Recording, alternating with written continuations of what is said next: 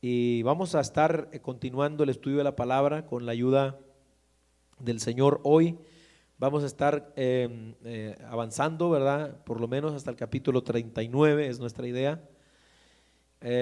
Vamos a leer allí donde nos quedamos la vez pasada, que fue en el libro del Éxodo. Estamos en el libro del Éxodo y estamos en el capítulo 37 y vamos a continuar en el verso 25, que es donde nos quedamos. Amén. Gloria a Dios. Dicen amén cuando lo encuentren. Éxodo 37, verso 25. Leemos la palabra del Señor para la gloria del Padre y del Hijo y del Espíritu Santo. Hizo también el altar del incienso de madera de acacia, de un codo de su longitud y de otro codo su anchura. Era cuadrado y su altura de 2 codos, y sus cuernos de la misma pieza, y lo cubrió de oro puro, su cubierta y sus paredes alrededor, y sus cuernos, y le hizo una cornisa de oro alrededor. Le hizo también 2 anillos de oro debajo de la cornisa, en las 2 esquinas, a los 2 lados, para meter por ellos las varas con que había de ser conducido. E hizo las varas de madera de acacia y las cubrió de oro. Hizo asimismo el aceite santo de la unción y el incienso puro aromático, según el arte del perfumador. Amén. Hasta ahí vamos a dejar, hermano. Padre, gracias en el nombre de Cristo. Tu palabra es fiel, tu palabra es verdadera. Ayúdanos para que en esta tarde podamos recibir la instrucción, la enseñanza que es vida para nosotros. En el nombre de Jesús todo lo ponemos en tus manos y a ti te damos gracias, Padre. Amén y amén. A su nombre. Gloria a Dios. Tome su lugar, hermano.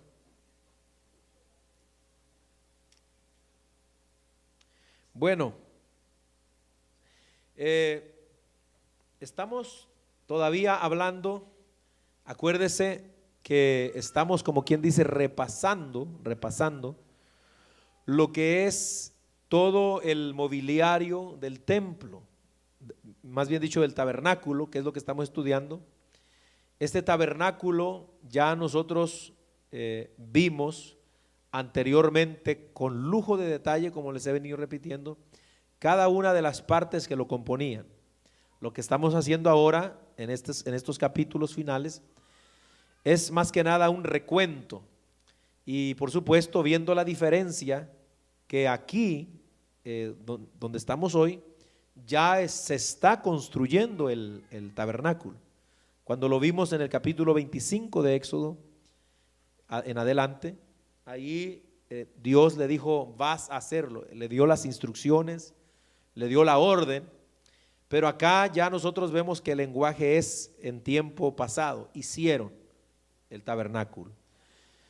Entonces por eso es que no nos estamos deteniendo mucho en estos muebles, porque ya los vimos claramente, todo. Acuérdense, cada parte del tabernáculo, cada elemento, cada mueble, cada color, cada tela, cada metal con que se fabricó el tabernáculo, todo tiene un simbolismo espiritual que apunta a Jesucristo. Eso, anótese eso, es importante, todo.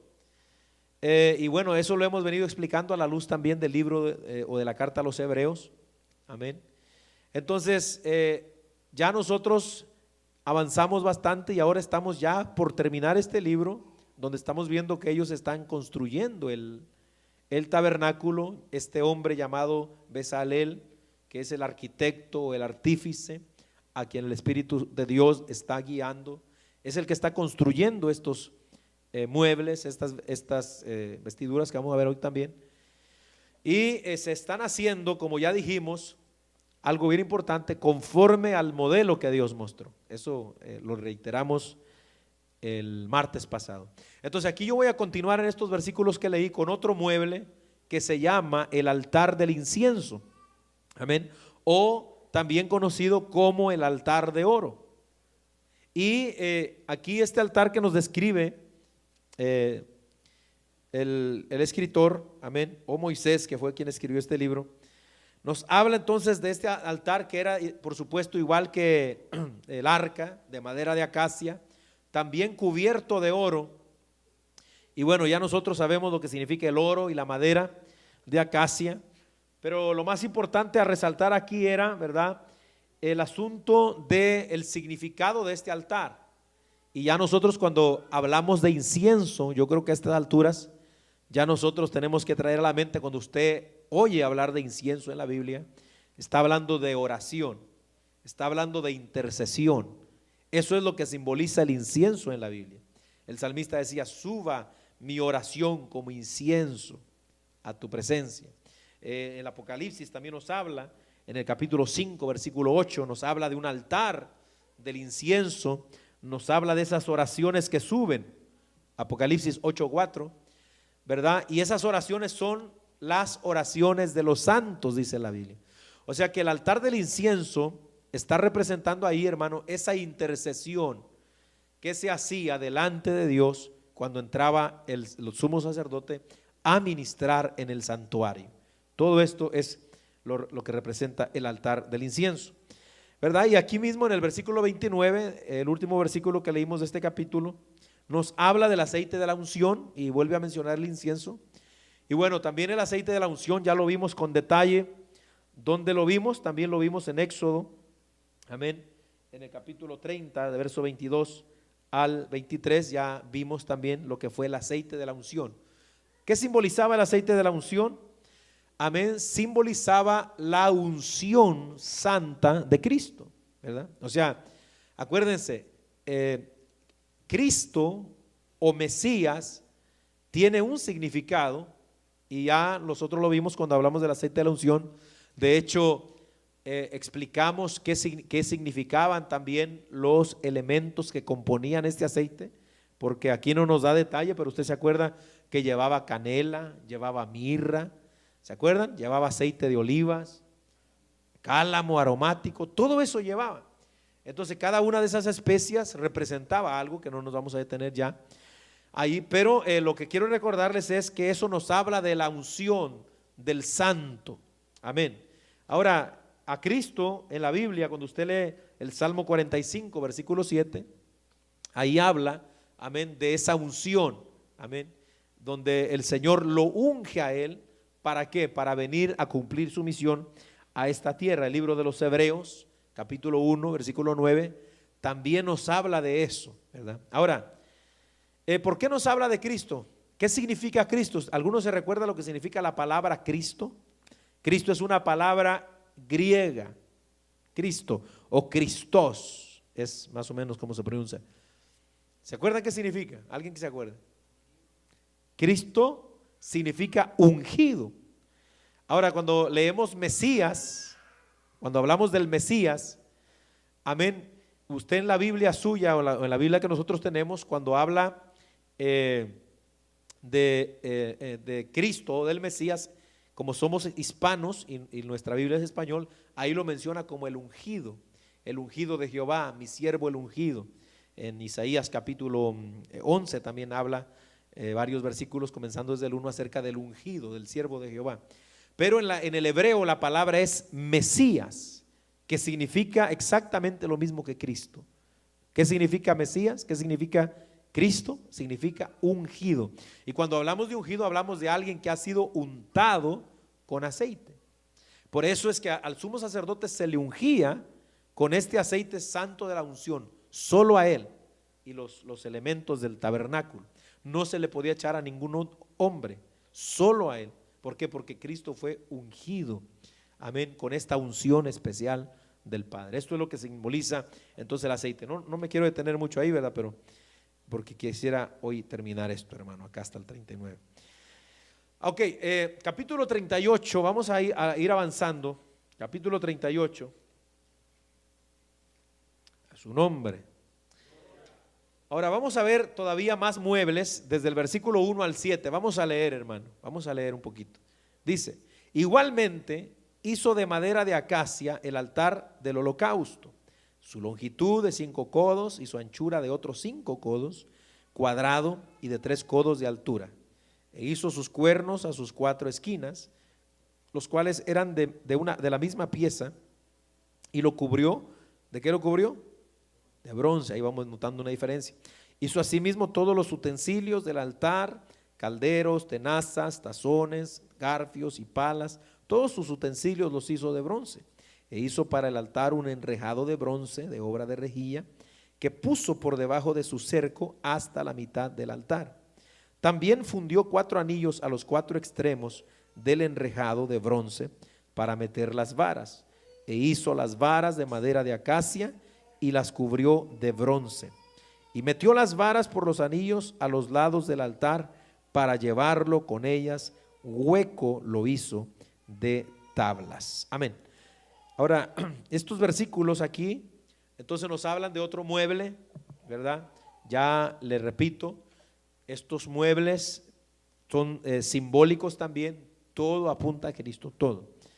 Ahora, ¿qué es este altar? Aquí nos dice que se llama el altar del holocausto. ¿Qué era el holocausto? Una ofrenda totalmente quemada. Había ofrendas que se les sacaba, ¿verdad? Lo de adentro, los órganos, los riñones, ¿verdad? Y eso era algo especial, se quemaba aparte, y algunas cosas, ¿verdad? No se quemaban completamente.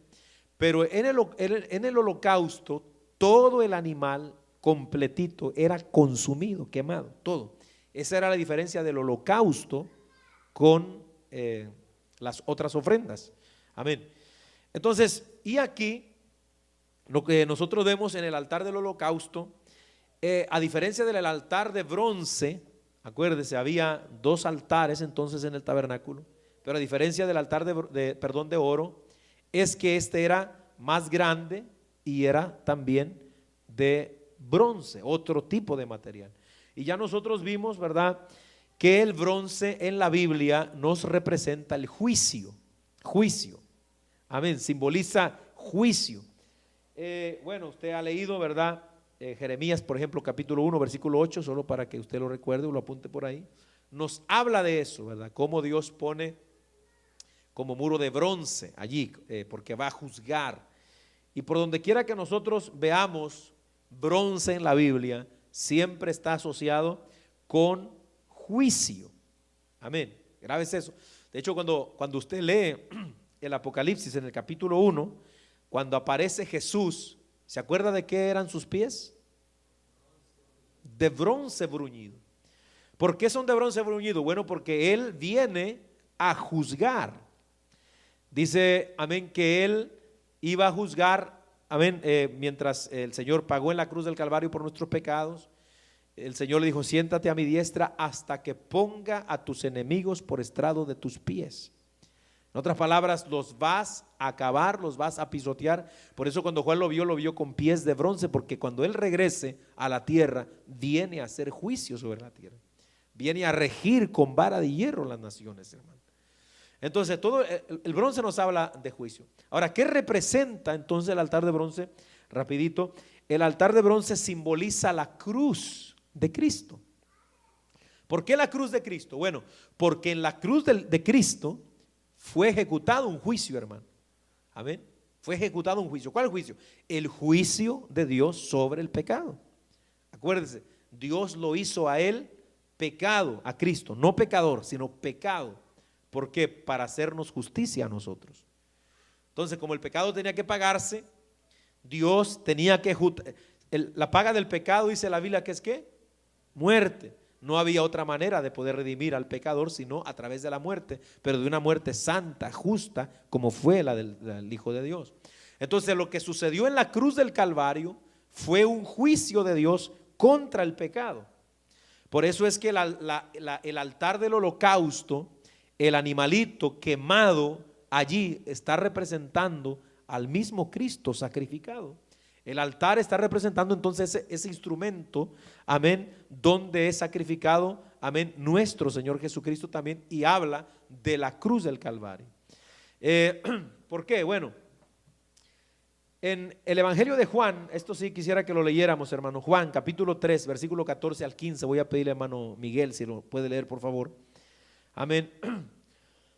Si quiere leer también de los pies de Cristo de bronce, está en Apocalipsis 1 del 15 1:15 y también Apocalipsis 2:18, donde habla de los pies de bronce de Cristo. Pero vamos a leer ese, hermano, para que usted vea. Juan 3:14 y 15.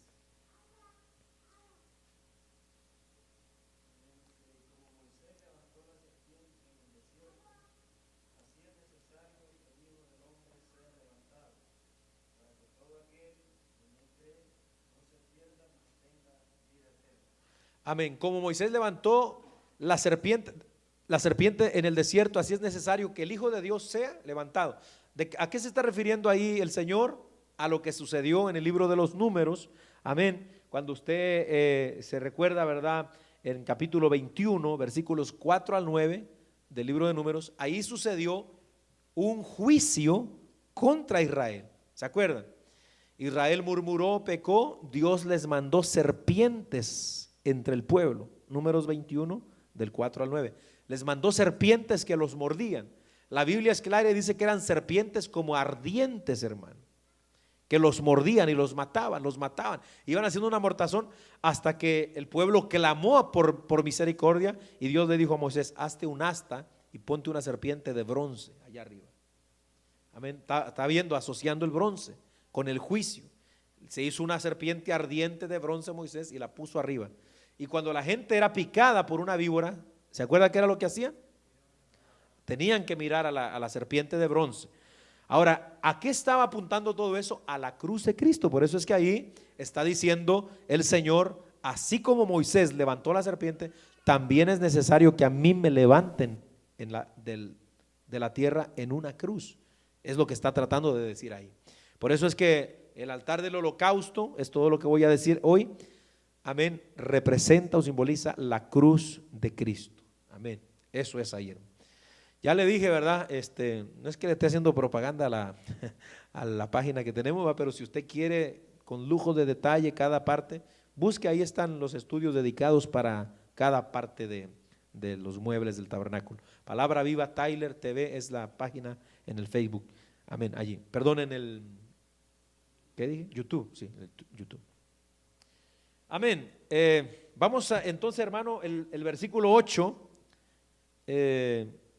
nos dice, versículo 8: también hizo la fuente de bronce y su base de bronce de los espejos de las mujeres que velaban a la puerta del tabernáculo de reunión. Ahí en ese versículo nos habla de otro elemento que estaba allí en el tabernáculo, que en realidad estaba fuera del tabernáculo, podríamos decir que estaba en el atrio.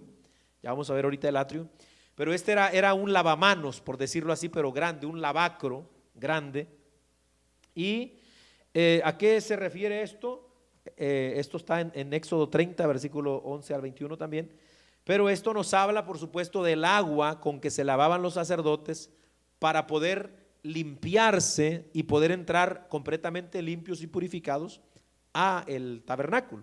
Acuérdense, primero ellos sacrificaban los animales y después se tenían que lavar allí, y entonces para entrar limpios a ministrar, porque imagínense, ellos pues trabajaban cortando los animales, se llenaban de sangre las manos y todo. Entonces había que pasar, antes de entrar había que pasar, limpiarse y lavarse. Ahora, ¿de qué nos habla esto en la Biblia? Por supuesto nos habla de la palabra de Dios, amén, como un agente purificador, que ya lo vimos también. La Biblia nos dice a nosotros en Efesios 5:26, amén, nos habla de el lavamiento del agua.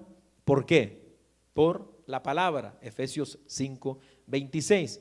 Y note que dice que de qué fue hecha la fuente de bronce.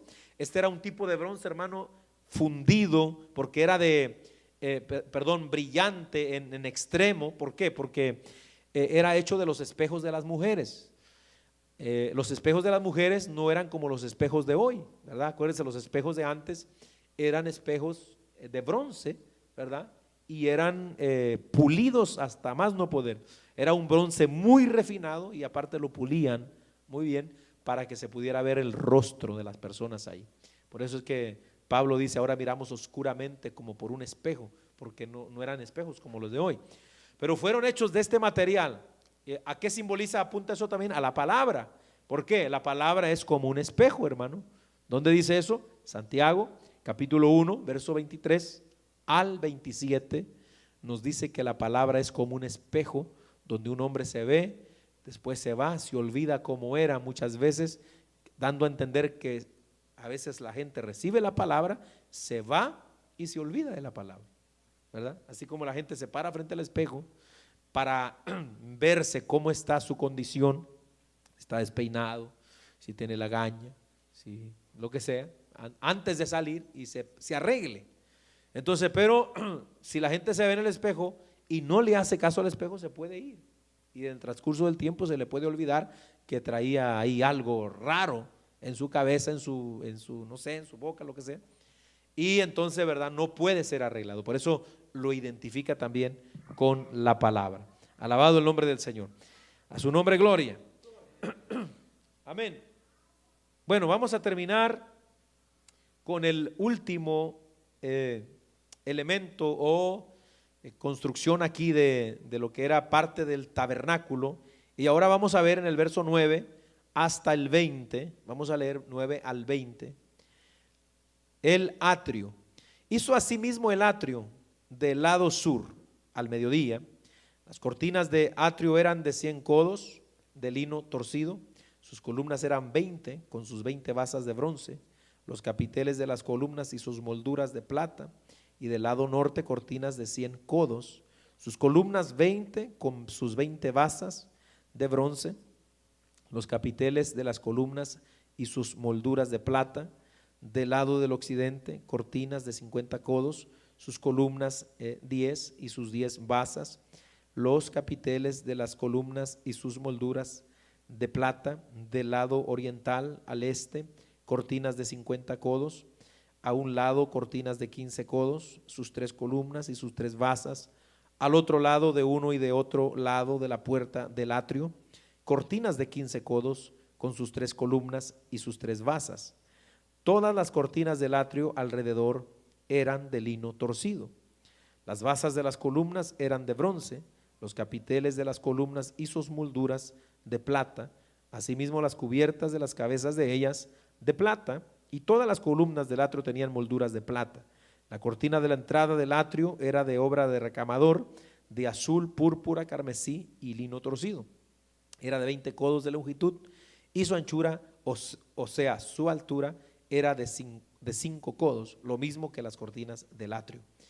Sus columnas eran 4 con sus 4 basas de bronce y sus capiteles de plata, y las cubiertas de los capiteles de ellas y sus molduras de plata. Todas las estacas del tabernáculo y del atrio alrededor eran de bronce. Amén. Todos estos versículos entonces nos están describiendo lo que era el atrio. ¿Qué era el atrio? Bueno, el atrio era como quien dice el patio.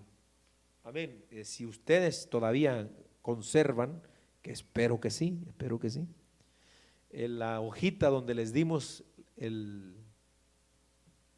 dibujo o la fotografía o si una maquetita de lo que era el tabernáculo, usted se va a identificar ahí. Era el cuadro que rodeaba, acuérdense, era como un rectángulo y ahí adentro estaba el tabernáculo. Era como quien dice lo que formaba el patio, haga cuenta la cerca, como quien dice. Amén. Y aquí lo que nos está dando sus medidas, nos está dando los materiales de que fue construida. Por supuesto, toda la cerca era de lino fino. Ya nosotros sabemos lo que el lino fino significa, amén, lino torcido, amén. Todo esto nos habla de la humanidad pura y santa de Cristo, de lo que es la santidad del Señor, amén. Y bueno, en cierto modo, ya nosotros lo vimos también con detalle, era para evitar que el hombre tuviera un acceso directo a Dios. O sea que los israelitas, al mirar que está cercado eso con esa blancura en medio de ese desierto y de la suciedad que le rodea, era para que ellos también pudieran pensarse, bueno, que ahí detrás de esa blancura, detrás de ese lino torcido fino, hay una santidad extrema, tremenda. Entonces, al simple y sencillamente mirar el pueblo de Israel, ese atrio, ¿verdad? Entonces ellos podían darse cuenta el Dios a quien le estaban sirviendo. Amén. Ahora, ¿por qué? Nos dice que tenía, hermano, este atrio una sola puerta de entrada. Amén.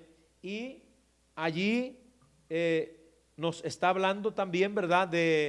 Por supuesto, Cristo como la única puerta de entrada para poder accesar a la presencia de Dios, ¿verdad? No me quiero detener en todos los detalles, aunque de repente me gana la cosa, ¿verdad? Pero el asunto de querer volver a repetirlo, pero ya usted sabe, ¿verdad? Ya usted se recuerda.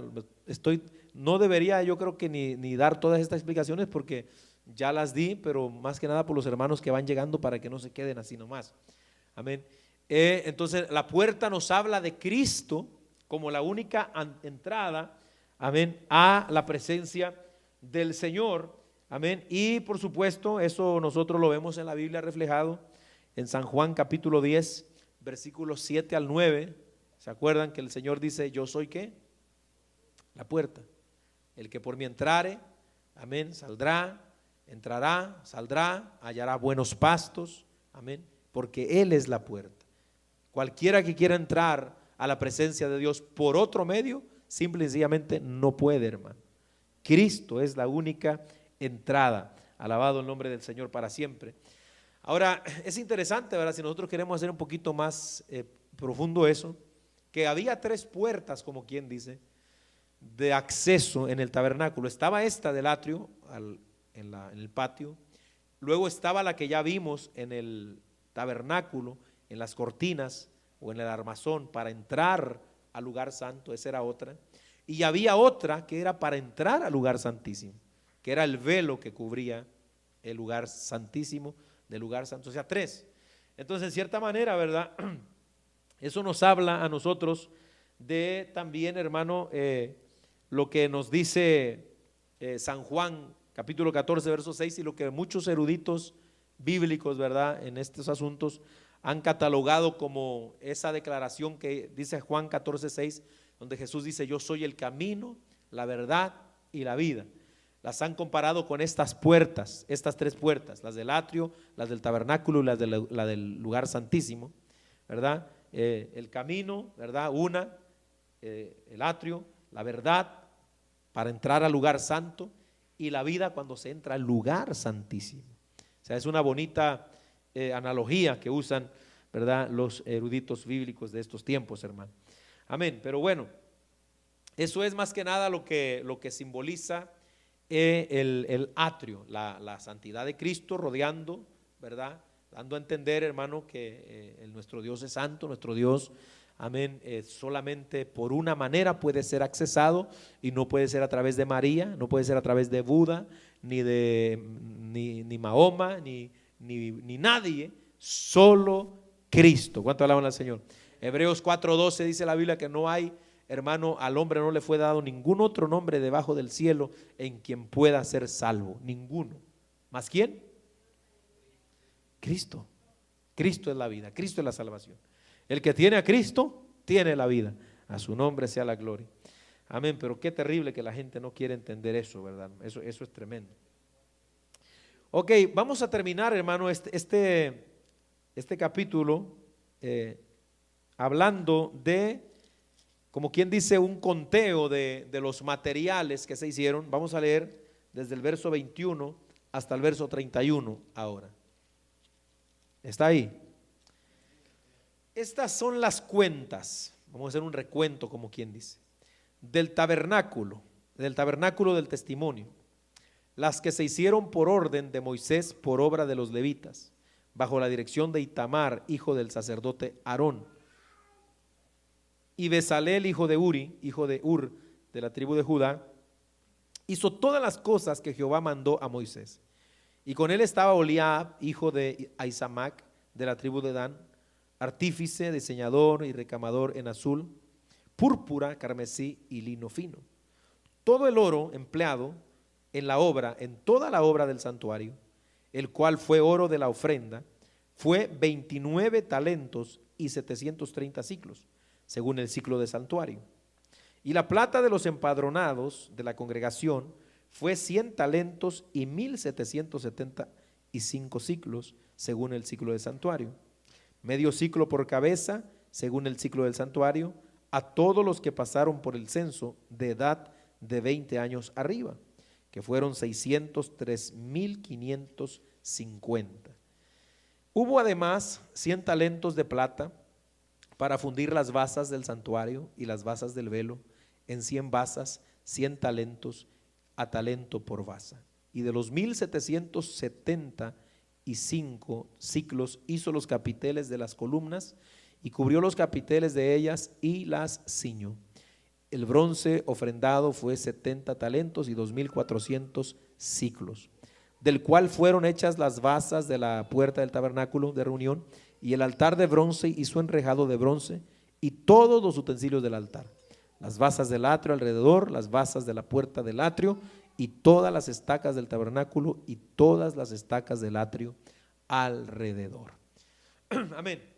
Estos versículos finales de este capítulo 38 lo que están haciendo es dándonos un recuento de todo el oro y toda la plata que se empleó para construir ese tabernáculo.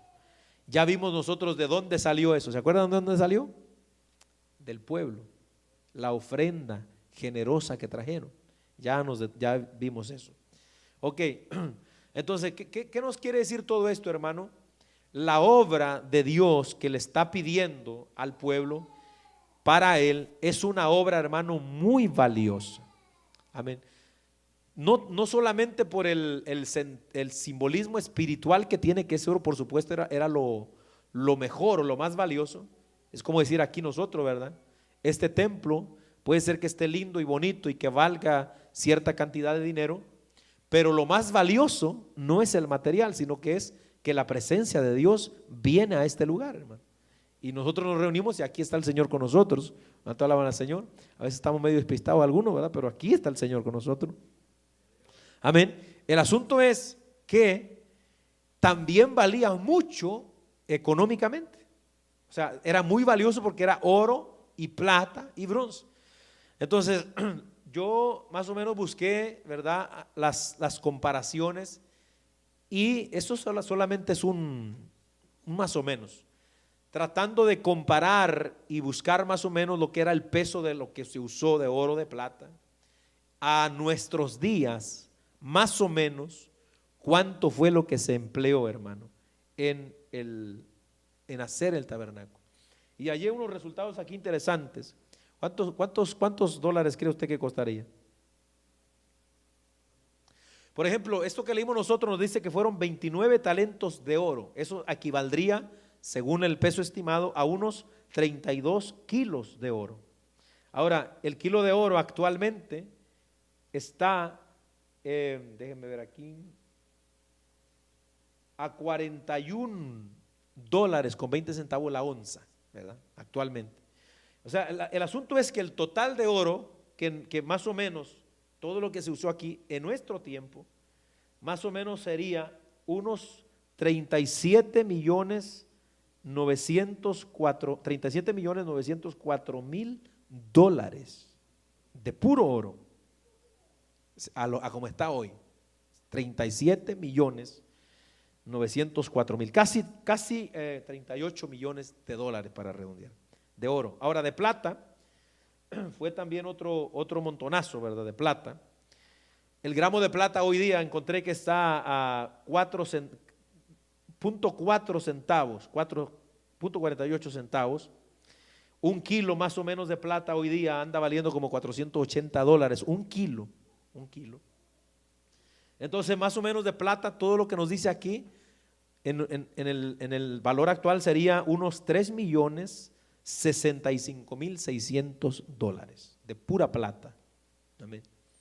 Y el bronce, según todo lo que leímos, lo que usaron de bronce ellos fue,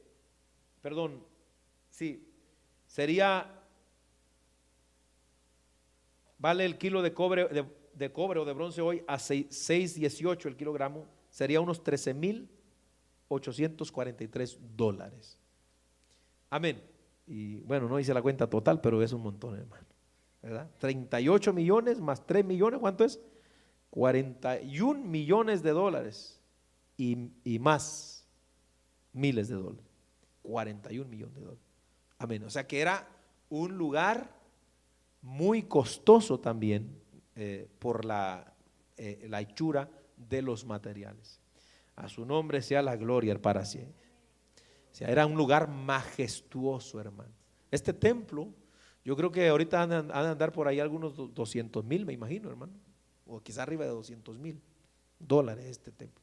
El de Kirgo lo valorizaron como a 230,000 el otro día, hace tiempito ya, ¿verdad? Pero no es que lo queremos vender, no piense que, pero o sea, para que usted vea. Pero ¿qué es lo más importante? El simbolismo espiritual, hermano. Ok, ahí vamos a dejar entonces el capítulo 38 porque vamos a avanzar al capítulo 39 donde vamos a ver ahora otro asunto en cuanto a lo que era ya los sacerdotes, y vamos a ver las vestiduras sacerdotales o las vestiduras como se les llama aquí santas o sagradas. Vamos a estar mirando, hermano, del versículo 1 al versículo 7 en primer lugar. Dice: del azul, púrpura y carmesí hicieron las vestiduras del ministerio para ministrar en el santuario. Y asimismo hicieron las vestiduras sagradas para Aarón, como Jehová lo había mandado a Moisés. Hizo también el efod de oro, de azul, púrpura, carmesí, lino torcido,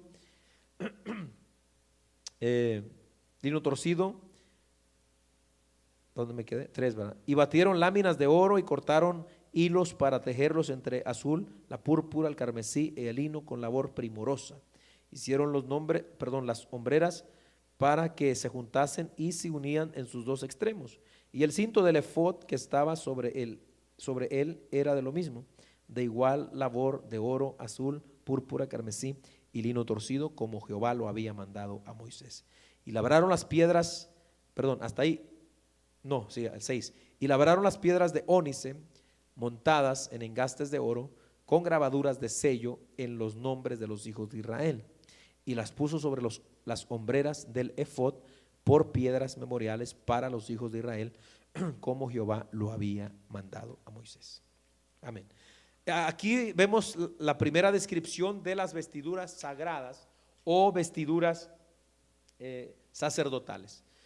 Antes de entrar de lleno, ¿verdad? Solamente quiero recordarles que bíblicamente hablando, las vestiduras tienen mucho significado, hermano, mucho, ¿verdad? De hecho, en sentido espiritual siempre tienen que ver con la vida o con la condición espiritual de las personas.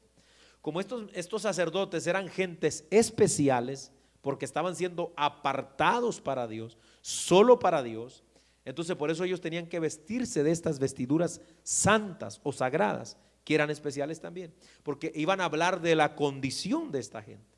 Nadie más en el pueblo traía esto, ni los otros sacerdotes, solo el sumo sacerdote.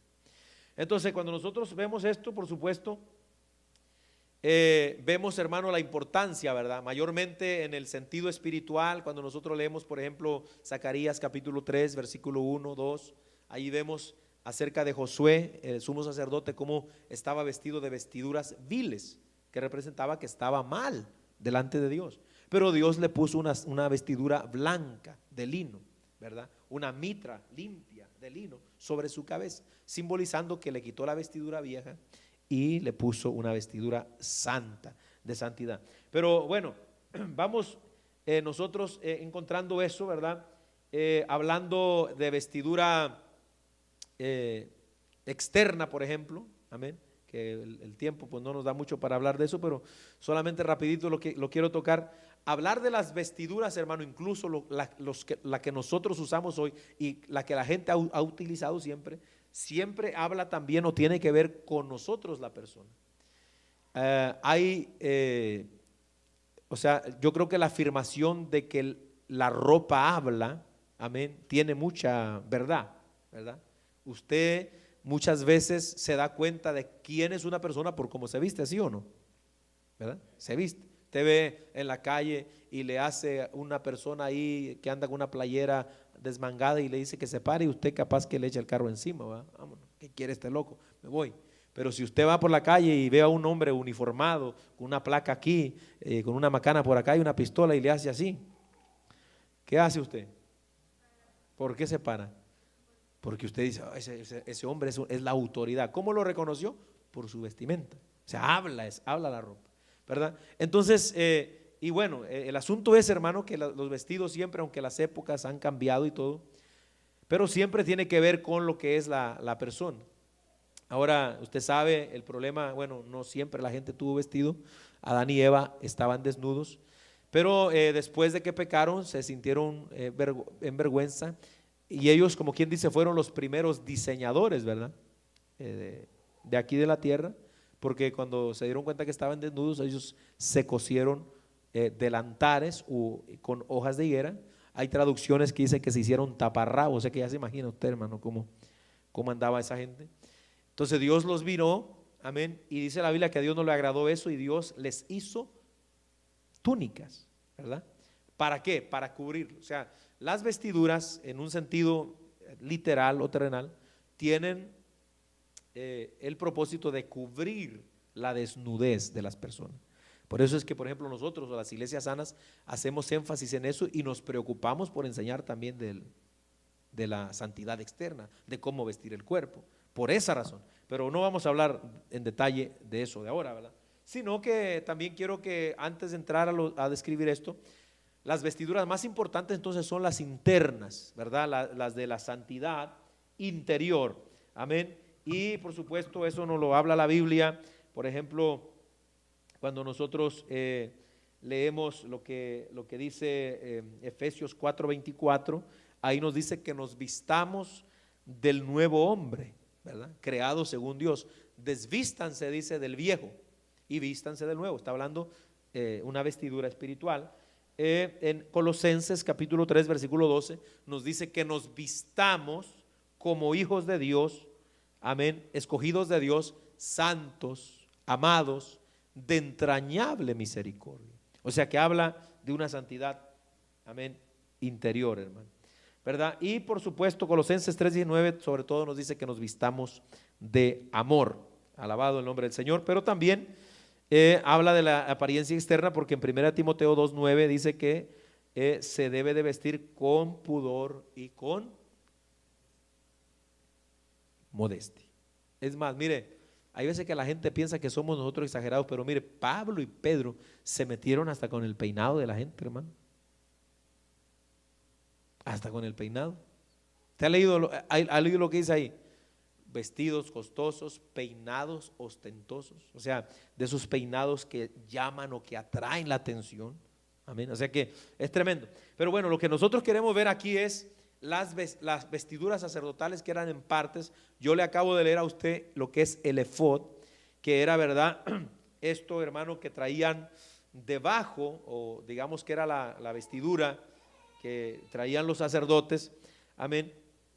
Y este efod, ya lo vimos en Éxodo 28 del 5 al 14, era de hilo, era de oro, era de azul, púrpura, carmesí, todo eso ya vimos también.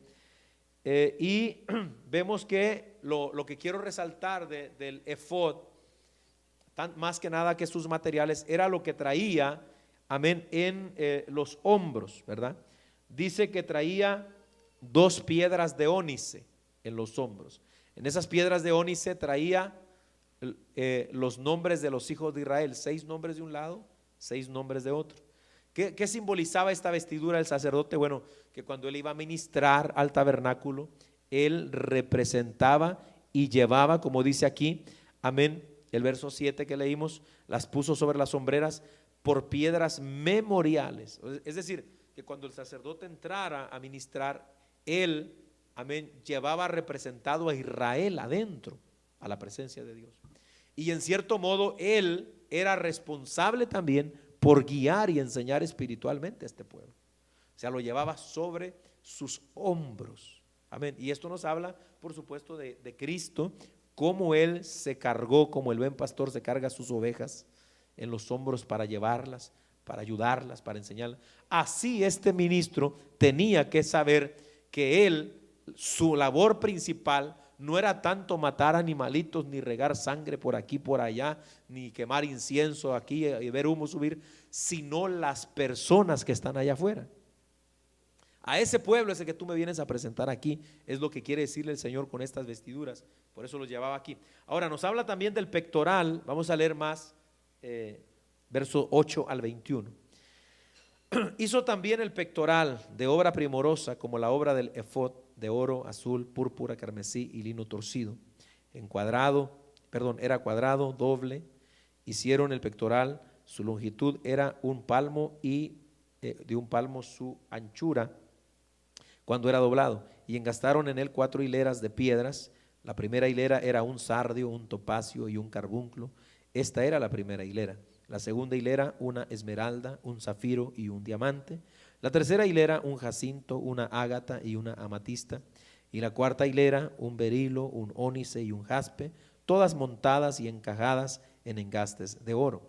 Y las piedras eran conforme a los nombres de los hijos de Israel, 12 según el nombre de ellos, como grabaduras de sello, cada una con su nombre según las 12 tribus. Hicieron también sobre el pectoral los cordones de forma de trenza de oro puro. Hicieron asimismo 2 engastes y 2 anillos de oro, y pusieron 2 anillos de oro en los 2 extremos del pectoral, y fijaron los 2 cordones de oro en aquellos 2 anillos. A los extremos del pectoral fijaron también los otros 2 extremos de los 2 cordones de oro en los 2 engastes que pusieron sobre las sombreras del efod por delante. E hicieron otros 2 anillos de oro que pusieron en los 2 extremos del pectoral en su orilla frente a la parte baja del efod. Hicieron además 2 anillos de oro que pusieron en la parte delantera de las 2 hombreras del efod hacia abajo cerca de la juntura sobre el cinto del efod.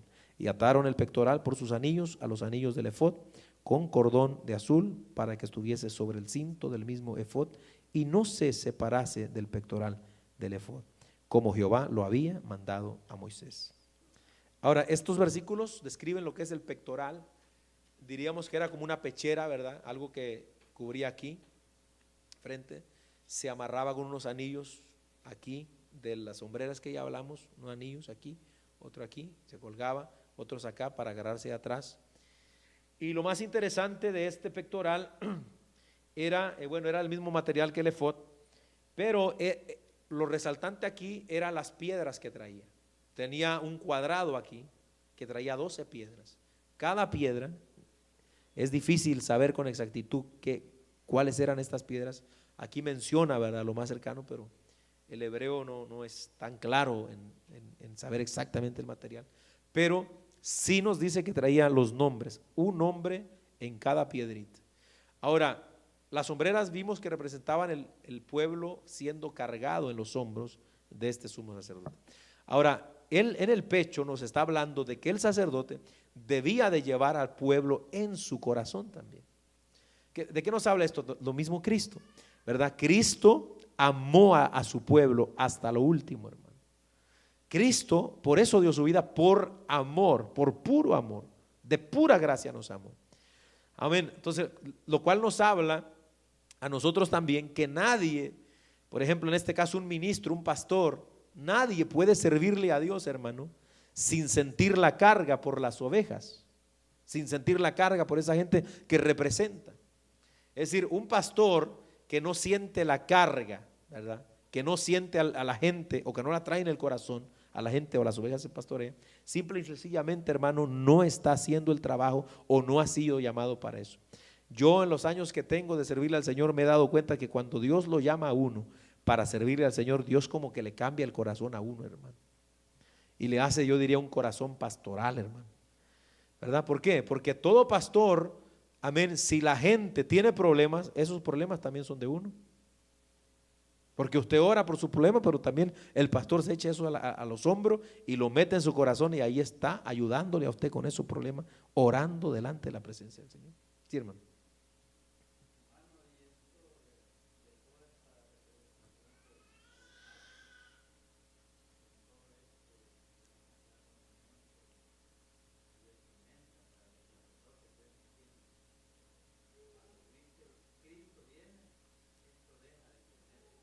Amén.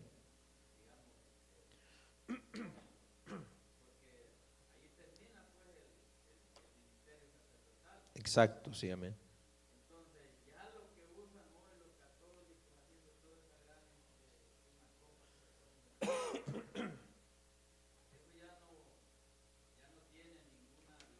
Nada.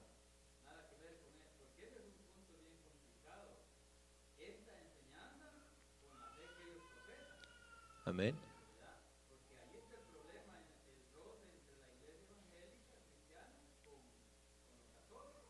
Ujú. Exactamente.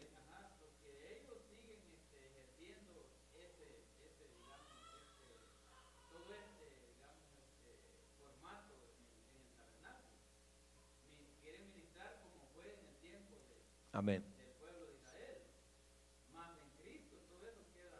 Todo pasó, todo se cumplió. Todo esto, lo que estamos viendo, son símbolos nada más. Llegó el sumo sacerdote, ahí se acabó todo, ¿verdad? Entró a la presencia, al santuario celestial, ahí terminó todo. O sea, todo lo que está haciendo el sacerdocio católico hoy es algo obsoleto, hermano. O sea, no sirve. Se han quedado estancados ahí ellos. Amén. Porque es como quien dice una continuación del sacerdocio arónico. Es un punto importante eso, ¿verdad? Bueno, y de hecho, bueno, todo esto, ¿verdad? Pues ya lo hemos visto con detalle, hermano, para que aquí nada más, pues ya estamos, como quien dice, terminando, pero para no dejar así nada más leer, pues damos una descripción breve. Pero este pectoral, lo que simbolizaba entonces era eso de llevar el sacerdote, el sumo sacerdote, al pueblo en el corazón, llevarlo ante la presencia del Señor, sentir la carga. Amén. Cristo lo lleva así. Ahora nosotros también, ¿verdad? Como Israel, cada nombre estaba representado ahí. También Cristo, hermano, cuando entró al santuario celestial, ahora nos tiene a nosotros delante de Dios. Amén. Así como llevaba el sumo sacerdote antiguamente al pueblo delante de la presencia de Dios con este pectoral, Cristo nos lleva a nosotros. ¿Por qué? Nosotros también somos piedras vivas, hermano. La Biblia dice en Primera de Pedro, capítulo 4, capítulo 2, versículo 5, que nosotros somos piedras vivas, los creyentes. O sea que ese sumo sacerdote ahora mismo también nos representa allá arriba, hermano. Alabado sea el nombre del Señor. Ese es el pectoral. Vamos a verso 22 al 26. Vamos a ver el manto ahora. Un recordatorio de Éxodo 28, 31 al 35. Dice, hizo también el manto del efod de obra de tejedor, todo de azul, con su abertura en medio de él, como el cuello de un coselete, con un borde alrededor de la abertura para que no se rompiese. E hicieron en las orillas del manto granadas de azul, púrpura, carmesí y lino torcido. Hicieron también campanillas de oro puro y pusieron campanillas entre las granadas, en las orillas del manto alrededor, entre las granadas, una campanilla y una granada, otra campanilla y una granada alrededor, en las orillas del manto, para ministrar como Jehová lo mandó a Moisés. Aquí nos habla entonces de qué, del manto, amén, que era, verdad, algo que también el sacerdote utilizaba, y este era todo de azul, amén. Es bueno hacer la mención de que este manto, que solamente tenía la abertura aquí arriba, ¿verdad? Era similar a la túnica que usaba Jesús, ¿verdad? Jesús usaba una túnica también de una sola costura, que nos habla Juan 19, 23, donde los soldados se la echaron suerte, ¿se acuerdan? Para quedarse con ella. Es similar a esa que usaba el Señor. Ahora, lo importante resaltar aquí en este manto es que en el borde de abajo tenía unos adornos que eran unas granadas y unas campanas, campanillas de oro y unas granadas bordadas de azul, púrpura, carmesí. Ahora, esto tiene un simbolismo también, ¿verdad? Porque de lo que nos habla es, hermano, de el fruto, porque son granadas, ¿verdad? Fruto, granadas, y las campanillas al sonar nos habla de un testimonio. Ahora, ¿cuál era el propósito de ello? Ya en Éxodo 28 lo leímos claro, ¿verdad? Cuando el sacerdote entraba a ministrar, se oían las granadas, perdón, las campanillas. Cuando el sacerdote se movía en el santuario, ahí se oía tirín, tirín, tirín. Ahora, y dice claramente allá, para que no muera. Entonces la idea era, ¿verdad?, de que él iba a entrar a la presencia del Señor, se iba a oír eso. Si es que él estaba por alguna razón mal, pues entonces, ¿verdad?, la idea era que el sacerdote podía morir, y era para que el pueblo supiera que adentro se estaba recibiendo la adoración que ellos estaban dándole a Dios por medio del sacerdote que los representaba a ellos. Cuando el sacerdote caminaba, se movía, eso era una muestra, hermano, amén, de que Dios estaba recibiendo esa adoración. Entonces, pero nos habla las granadas entonces de fruto. ¿Por qué? Porque la vida de una persona que es cristiana, amén, tiene fruto. El sumo sacerdote Jesucristo tuvo fruto, ¿verdad? Su vida fue una vida fructífera, pero también fue una vida de testimonio. Es decir, no nada más, digamos, hablaba de parte de Dios o predicaba o testificaba, sino que también lo demostraba con la manera de vivir. Entonces, aplicando eso a nosotros, las campanillas y las granadas, nos habla, hermano, de nuestra vida también cristiana. Debe ser una vida fructífera, una vida de testimonio, una vida, hermano, que se oiga. ¿Cómo está eso? O sea, que se note, hermano, porque eso era lo que hacían las campanillas, que se hiciera notar la adoración ahí adentro, detrás del velo, donde nadie podía ver, que se notara que andaba ahí moviéndose y ministrando el sacerdote. Entonces nosotros también tenemos, hermano, que dar fruto espiritualmente. Gálatas capítulo 5 verso 22 habla y nos habla ahí del fruto ¿de qué? Del Espíritu. ¿Cuál es el fruto del Espíritu? Amor, ¿qué más? Gozo, paz, paciencia, benignidad, mansedumbre, templanza. Todas esas son cosas que tiene que haber en la vida de nosotros. Amén, todo eso. Ahora, pero también las campanillas tienen que dar a notar, amén, que hay algo en nosotros. O sea, es algo público, porque cuando nosotros somos cristianos, damos testimonio público. Es una parte es cuando nos bautizamos, ¿verdad? O sea, nos bautizamos y ya la gente sabe que somos cristianos. Estamos dando testimonio público también. Pero la Biblia dice que esto debe ser así. En primera a Timoteo 4, versos 14 en adelante, dice que el aprovechamiento de la gente que está sirviéndole a Dios tiene que ser visible a todos. Es decir, toda la gente que está en la iglesia, los demás tienen que ver que usted de verdad está dando frutos cristianos, que usted de verdad ha cambiado, que no somos, hermano, gente disfrazada, ¿verdad? Esto es lo que nos habla los frutos de las granaditas y las campanillas. Fruto y testimonio, hermano. A su nombre, gloria. Bueno, vamos a estar terminando. Verso 27 al 31. Ya casi terminamos. 27 al 31. Igualmente hicieron las túnicas de lino fino, de obra de tejedor, para Aarón y para sus hijos. Asimismo, la mitra de lino fino y los adornos de las tiaras de lino fino y los calzoncillos de lino torcido. También el cinto de lino torcido, de azul, púrpura y carmesí, de obra de recamador, como Jehová lo mandó a Moisés. Hicieron asimismo la lámina de la diadema santa de oro puro, y escribieron en ella como grabado de sello, santidad a Jehová. Y pusieron en ella un cordón de azul para colocarla sobre la mitra por arriba, como Jehová lo había mandado a Moisés. Amén. Aquí nos habla también de túnica, una túnica, la mitra, los cintos, incluso de la ropa interior, ¿verdad? Los calzones, aquí le llaman los calzoncillos o calzones en otras traducciones. Note, hermano, todo nos dice que como Dios lo había mandado una y otra vez. Entonces, todo esto nos habla de lo especial que era esta gente. Estos sacerdotes, como iban a ser gente santa, tenían que ponerse esa lámina de oro aquí en la cabeza. Aquí dice, ¿cómo decía en la cabeza? Santidad a Jehová. La idea es que decía santo a Jehová, o separado o consagrado a Jehová. Ahora nosotros, por supuesto, hoy cuando leemos la vida de Cristo sabemos que Cristo era el santo de Dios, pero nosotros también tenemos que tener una vida así. ¿Por qué? La Biblia dice que somos sacerdotes, ¿o no? Cada creyente es sacerdote. ¿Dónde dice eso, pastor? Primera de Pedro capítulo 2 versículo 9. Somos reyes y sacerdotes. Entonces, simbólicamente esto nos aplica a nosotros también. Tenemos que reflejar la santidad. La gente nos tiene que ver. Cuando ese sacerdote ministraba, todo el mundo lo primero que miraba era el oro en su cabeza que decía santidad a Jehová. Amén. Eso era, resplandecía. Alabado sea el nombre del Señor. Entonces era, hermano, las túnicas de lino, todo era de lino, hablando de pureza, de santidad, ¿verdad? Incluso como nos menciona aquí, la ropa interior o los calzoncillos también de lino.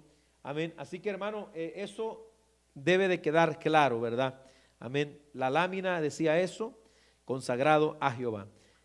Vamos a leer verso 32 hasta el 41 para que terminemos con este capítulo. Así fue acabada toda la obra del tabernáculo de reunión. Hicieron los hijos de Israel como Jehová, otra vez, lo había mandado a Moisés. Así lo hicieron.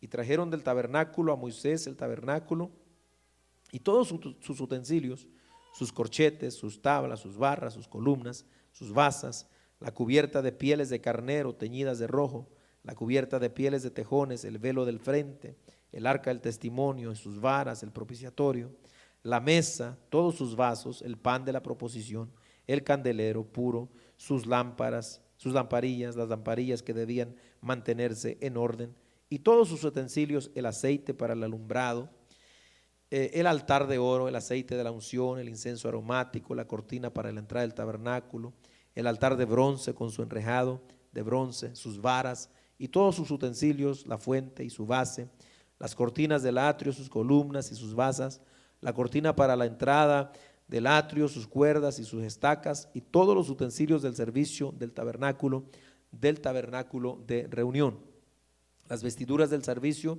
para ministrar en el santuario, las sagradas vestiduras para Aarón el sacerdote y las vestiduras de sus hijos para ministrar en el sacerdocio, en conformidad a todas las cosas que Jehová había mandado a Moisés. Así hicieron los hijos de Israel toda la obra. Y vio Moisés toda la obra, y he aquí que la habían hecho como Jehová había mandado, y los bendijo. Ay, Señor, hasta ahí. Está tremendo esto de leer mucho, hermano. Bueno, ahí vamos a terminar, pero bueno, lo único que quiero hacer énfasis son los dos versículos finales. Una y otra vez se repite como Jehová lo había mandado, como Jehová lo había mandado. Aquí nos dice entonces que terminaron la obra y Moisés inspeccionó todo. Ok, Jehová dijo esto, a ver, ahí está. Ah, pues como Dios dijo, está bien. A ver, el otro, inspeccionó cada parte Moisés y vio, ¿verdad? Dice aquí entonces que estaba en conformidad, todo como Dios lo quería, hermano. O sea, acuérdense, Dios les dio instrucciones. Bezalel tenía muchas ideas, pero las ideas de él no importaban aquí. Aquí era como Dios lo quería. Ahora, vio Moisés, dice el versículo final, todo eso y los bendijo. ¿Por qué? Porque vio que todo estaba hecho conforme a la voluntad de Dios. ¿Qué nos da a entender a nosotros esto, hermano? Las cosas que nosotros hacemos para Dios o la vida que nosotros tenemos para Dios ha de hacerse y ha de vivirse conforme Dios lo dicta en su palabra. Si usted y yo no estamos viviendo como Dios dice, no se vista que no va. Ese es un dicho del rancho. Amén. Mucha gente se va a quedar, ¿verdad? ¿Por qué? Porque no están sirviéndole a Dios como Dios dice. Ahora, un pastor no debiera sentirse, hermano, satisfecho porque a lo mejor tiene 100 miembros o porque a lo mejor tiene un templo muy lindo o lo que sea. Lo más que debería de satisfacer a un líder de una iglesia, a un pastor, es, hermano, que las cosas caminen como Dios dice que deben de caminar. Amén. Por eso, ¿verdad? Es que un predicador, un pastor que está preocupado por enseñar la palabra tal como es, a lo mejor que si la iglesia no crece, hermano, ¿verdad? Como él quisiera, así rápido, pues a lo mejor se preocupa, pero no lo va a parar, no lo va a afligir, al punto de decir, no, ya no quiero, vamos a tirar la toalla, hay que traigan a otro. No, el que está preocupado porque la voluntad de Dios se haga, aunque vaya despacio, como dice hermano Oscar, pero con buena letra, como Dios dice, hermano. Alabado el nombre del Señor. Así que ahí vamos a dejarle, amados hermanos. Con la ayuda del Señor, el próximo martes vamos a estar terminando este libro del Éxodo. Yo sé que sin muchas letras, ¿verdad? De repente como que medio lo distraen a uno. Espero que no se me haya dormido ni uno. Amén. Y espero que reciba la bendición, hermano. Reciba la bendición. Ame la palabra de Dios, hermano. Ámela. Ámela. Vamos a estar de pie. Vamos a darle gracias al Señor. y oramos también por la